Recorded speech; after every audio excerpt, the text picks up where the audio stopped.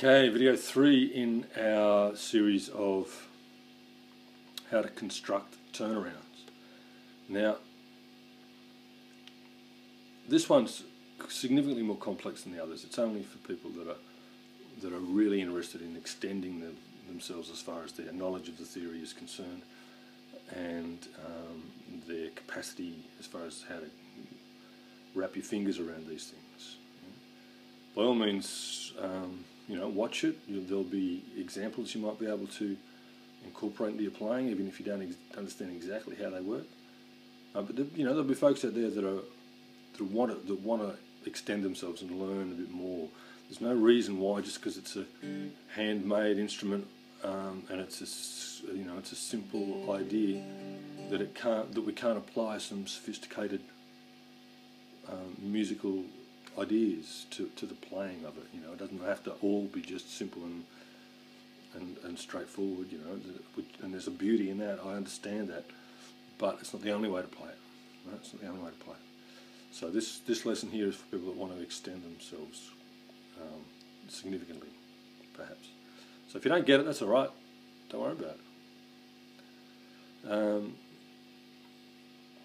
So now if you're still here, that's great.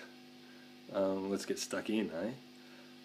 We looked at before about the use of the 5 chord and how the 5 chord resolves back to the 1. That's just a natural sort of movement of resolving, getting back to the home base, or the tonic chord via the dominant. Dum, dum. It's just the way things work. Right? We can extend that by moving to the 5 chord from another chord the same distance away. Now that chord would be up here. Okay, it's the same sort of movement, isn't it? Now if we go, we've extended that idea. Da, da, da. Right? Now that chord there is the 2 chord, the second chord in the key. It's a key of A. It's an A chord in the key of G, so it's A, D, 1. And we have what we call a 2, 5, 1. You may have come across 2, 5, 1s in your travels. Right? Let's extend that a little bit further. Let's play the 2 there. If we go back again that same distance to there, we have a 6, 2, 5, 1.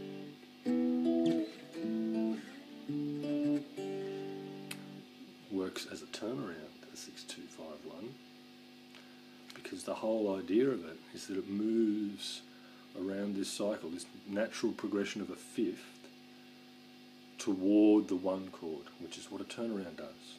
It moves toward the 1 chord, toward the 1 chord, right? Whether it's from the 5 or via a 2, 5, 1 or a 6, 2, 5, 1 or a 1, 6, 2, 5, 1. Yeah? So that's what I want to have a look at basing these turnarounds around, okay?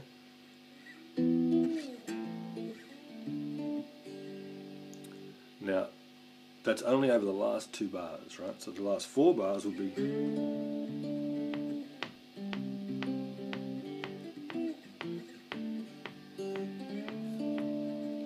Okay, 1, 6, 2, 5, 1, 5. Yeah, that's your last 2 bars. 1, 6, 2, 5, 1, 5. Now, by all means, do that if you wish, but I'm not going to do that ever. It's far too clumsy. They're too far apart. So what do? Instead of playing that E chord there, I'll play one of the notes from the E chord. Okay, I can play that E note there, I can play that there. Okay, so now it's 2, no, look, 1, 6, 2, 5.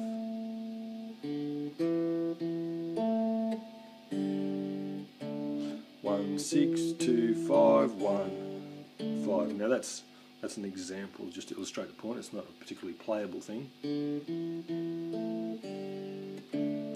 But the point is that you don't have to run all around all over the place. You can just find notes from those chords. Now, like I said right at the start, if you're doing this, I assume that you already understand a bit about the target tones that we did in the last lesson. You already know a little bit about how chords are constructed, and you can find them on your instrument. I'll leave some notes on the website somewhere, and to explain some of that. But if you're struggling up until now to get what I'm talking about, that's why. Okay, it's because you just need to figure out what chords are in, what notes are in what chords, and then how to find them. Okay, and once you've done that, you can do that 1, 6, 2, 5, 1. Okay, that note there is in the 6 and the 2. That note there is in the 2 and the 5. Yeah? So now that what we need to do is find more interesting melodies that do the same thing. Okay. Now, let's have a look at an example to see if we can illustrate that.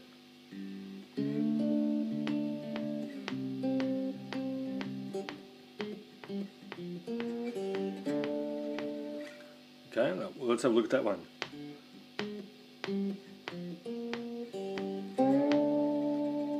So, we go 1, 6, that's a G sharp, right? The third note in the E chord. The G, which is this flat 7 in the A chord, right? We're going G, E, A, D, right? So it's, and then to the D chord, and I'm playing an F, right? Which is the minor third, or the sharp 9 in a D chord, and then back to the 1.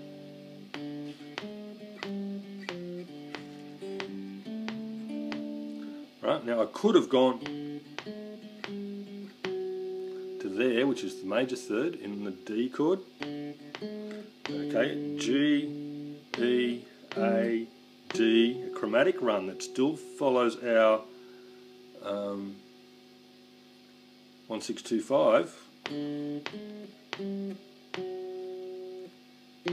targeting the flat 7 in the tonic there. Back up to the 5 chord, but I chose not to. I chose to do this. Okay, so that one there is what we call an alteration, or the sharp 9, and then I'm playing the flat third, the blues note, but over a D, it's a sharp 5, another alteration.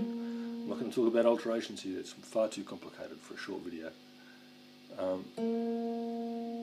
Basically it's just a blues note. You know, we could look at all this stuff in terms of, they're just blues licks. It's just a bit of a nice one, you know, it's not just a, and this is how we're constructing them. Right?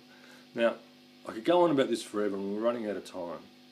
So I really would prefer that you did a bit of reading, have a look at the information on the website about it. But basically that's how you're constructing your turnaround. You're looking at finding chord tones, and particularly alterations, altered tones, altered sharp 9s, flat 9s, sharp 5s, flat 5s, and adding those to your cycle of fifths progressions. Good luck with that.